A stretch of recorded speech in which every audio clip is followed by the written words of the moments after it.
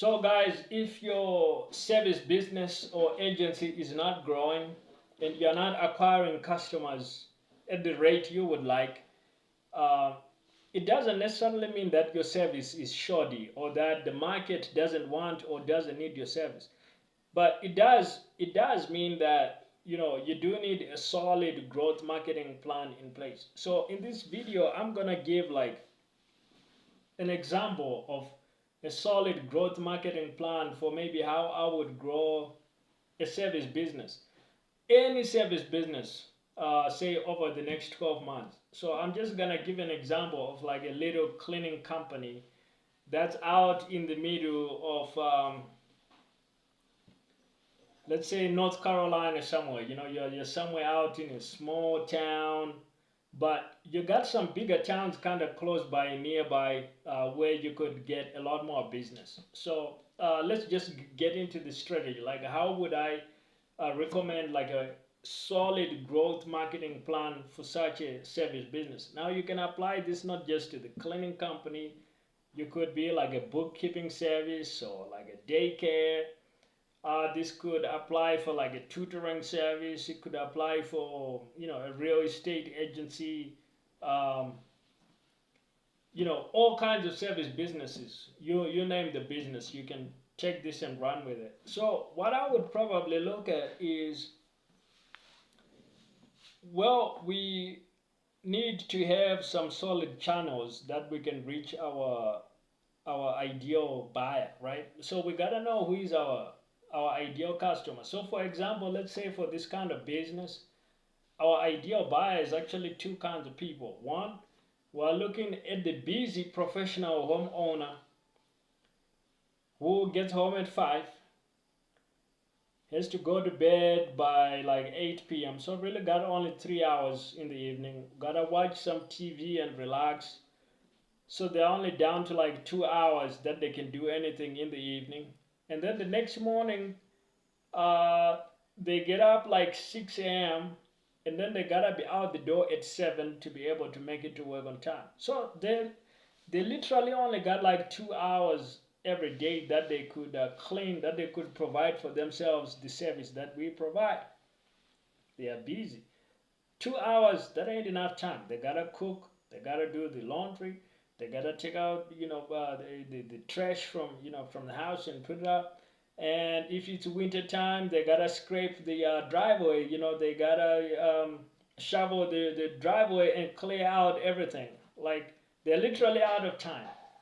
So that's one ideal buyer, is the busy professional homeowner, right? So this is someone where we can call up and say, hey, Mrs. Jones, uh, we offer a cleaning service. Are you having any problems keeping your house as clean as you would like, and it's taking up all your time? And so that's someone we can reach. Now, the second type of buyer that we could reach for this kind of account, for this kind of business, is we could reach a business, an entrepreneur. We could reach a guy that owns maybe like a car dealership. Now he's gotta not only clean the cars and keep them shiny for his customers in town so that they can actually buy, but if the place looks like junk, people are literally walking by the car dealership. They don't want no part of that because there's trash in the driveway, there's trash outside that hasn't been picked up for weeks, and because everybody's just dropping off rubbish as they are wandering around the car lot and everything, the place is looking bad. And inside, uh, these floors haven't been swept and mopped for days, weeks. It's starting to look bad. And his salesmen are telling him, we don't have time to go cleaning this stuff. I gotta run after Mrs. Jones and convince her to buy one of these cars. That's how I'm getting paid. The receptionist says, hey, dude, I'm busy. I gotta mend these phones. I'm getting all these calls from people calling up to inquire about cars and so. Do you really want me mopping the floors and not answering these inquiries? And him as the owner manager, he's gotta worry about how are people producing. look at his analytics, make sure everybody is hitting their numbers. He really has no time to be spending on mopping floors and cleaning the toilets. So now we could call him up and say, um, hey Bob, how are you doing? Are you having any trouble keeping your car dealership premises clean? And is this actually driving away customers from your business? And if he's honest with himself, he's gotta kind of admit, like, okay, yeah, I guess I could use some cleaning. What do you guys provide? And we say, hey, we offer our cleaning service right here in North Carolina, around these towns and cities. And we can come out there and meet you tomorrow. How is 9 a.m. for an appointment? So that's another type of guy that we can target. So we're targeting two types of buyers: the residential buyer and the commercial buyer. Now, the next step, now that we got our buyer, we got to look at what channels make sense. Now, there are outbound channels and there are inbound channels. For a business like this, I would really want to kind of like hammer the outbound strongly as like the short-term kind of obvious play, because that's where we can literally get a lead like today. So one really good channel for that would be cold calling. Like we could cold call residences first around our local town, and then the surrounding next 10 towns and cities, and then maybe kind of define some kind of geographical radius by like how many miles, maybe 200 miles. We could probably clean in like a 200-mile radius. We could probably clean in that kind of, if we get an account, we could probably service that. If it's something that's 500 miles out, that's kind of far out to commute, we probably can't get a member of staff to be able to go service that account regularly enough to provide a wonderful service.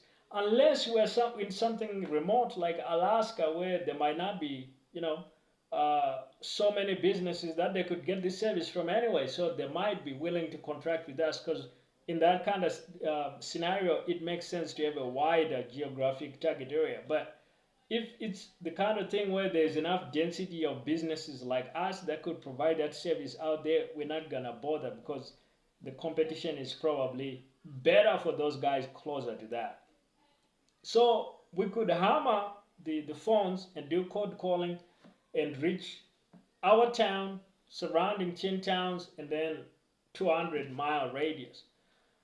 That's a lot of leads. Depending on where you are, that's gonna be a lot of leads, and cold calling is gonna allow you to reach the small businesses that are in those areas, and that's where we're actually gonna be able to pick up orders and accounts, as well as the residential areas. Now, when it comes to residential, you could get really smart, target wealthy neighborhoods, but you can also just target residential areas in general, and also keep the mix really diverse. You don't just focus on one single area, because you never know where need is gonna arise and where people are gonna need your service. Like, you want as much diversification in your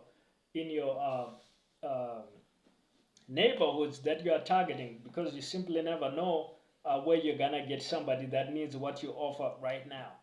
So in addition to this cold calling channel, we could also add a cold email channel where we're gonna cold email these businesses. We're gonna send them a little email with the same thing: keeping your premises clean this holiday season.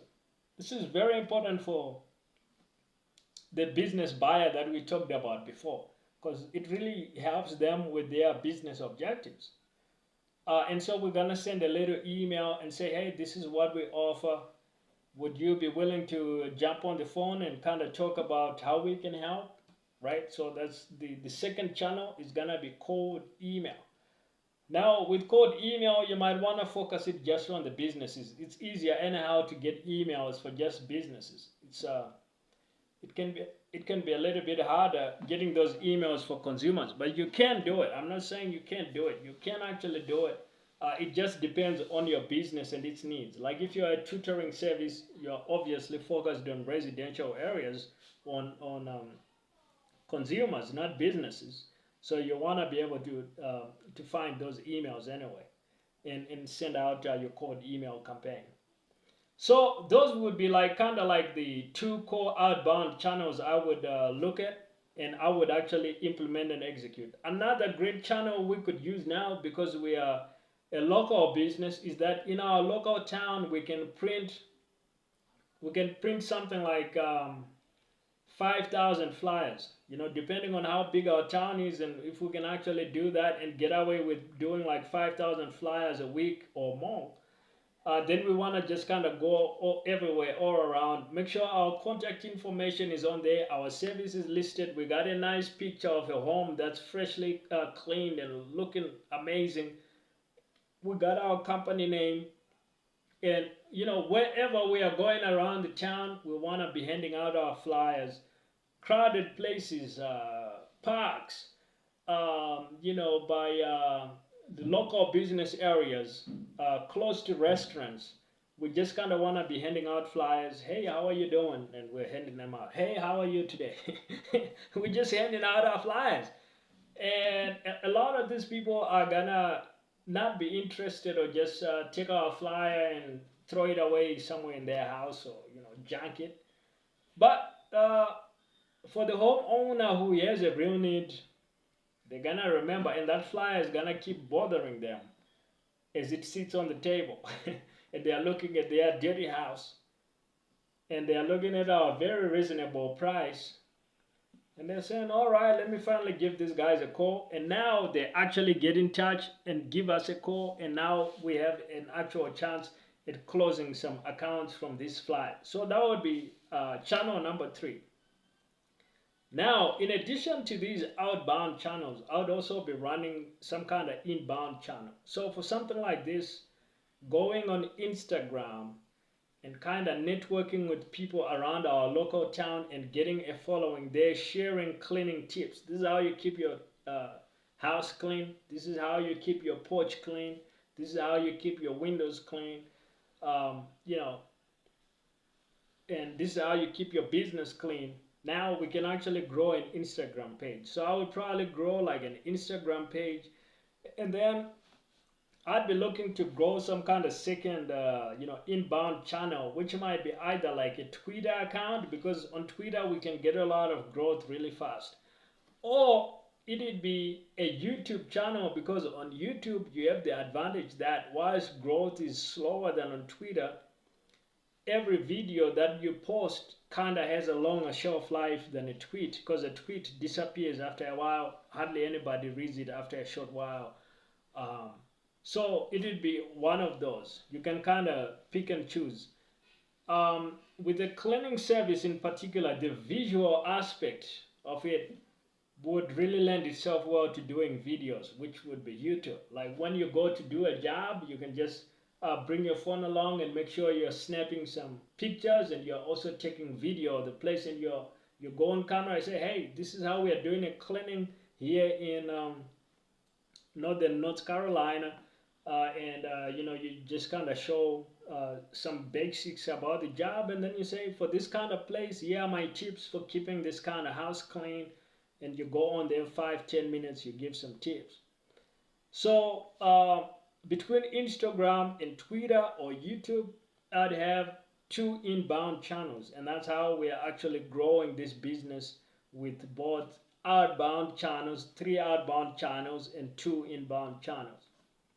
Now, if you wanted to get really fancy and take this marketing strategy to 11, as Spinal Tap, the band, would say, what you would do now is you'd also add some paid ads, retargeting. And how you want to run retargeting is you want to retarget based on the social media platform you're on, whether that's Instagram or Twitter or YouTube.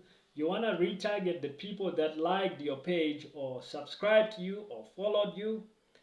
You want to run a retargeting ad that offers them your service. Say, hey, you can sign up for our service here. And what you find is these people are much, much more likely to sign up to you than everybody else out in the world who has never heard about your business before. So now you've actually got a service business marketing strategy where you can really see a lot of growth over the course of the year. Now, if you need more strategies, tips, discussion, you can join the Millionaire Service Business community. The link will be in the description.